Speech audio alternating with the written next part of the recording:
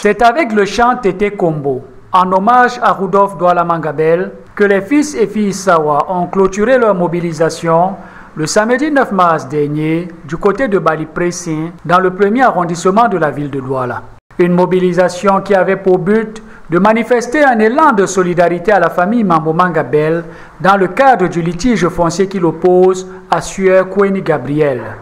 Quand une famille est en difficulté, injustement en difficulté, c'est normal que les frères, les sœurs, les cousines, les cousins, les amis, les voisins, que nous nous mobilisions tous pour exiger que le droit soit dit.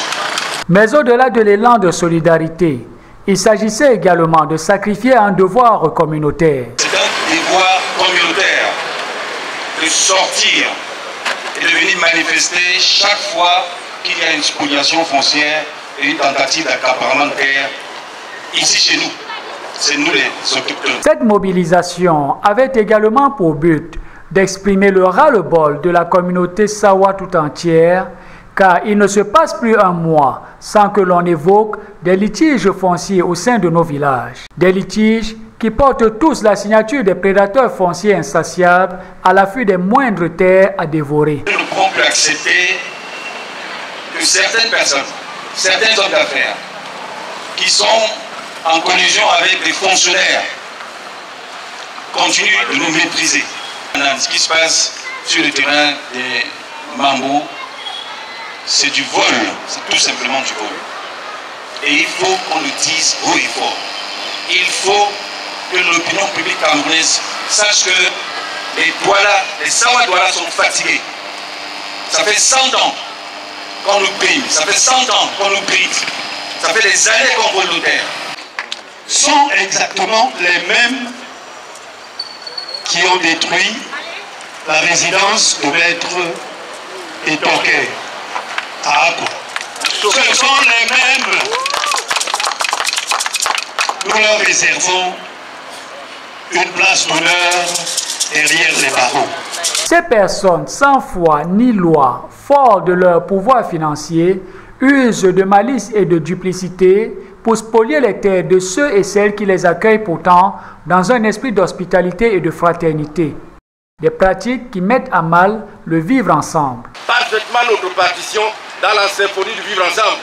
Et malheureusement, ce que nous constatons, c'est que les fonctionnaires qui sont envoyés à Douala et même les grands commis de l'État nous mènent une guerre foncière inacceptable. C'est pourquoi vous nous voyez vêtus de noir aujourd'hui pour crier et pleurer. C'est aussi un message que nous envoyons au président de la République pour que quelque chose soit fait. Malgré ce climat de doute et d'incertitude, les Sawa, épris de paix et de justice, réitèrent leur attachement indéfectible aux valeurs et aux institutions républicaines et croient fermement en une justice impartiale au service de tous. Que les autorités de la ville soient rassurées de ce que notre action n'est pas une action dissidente. Il s'agit d'une action citoyenne.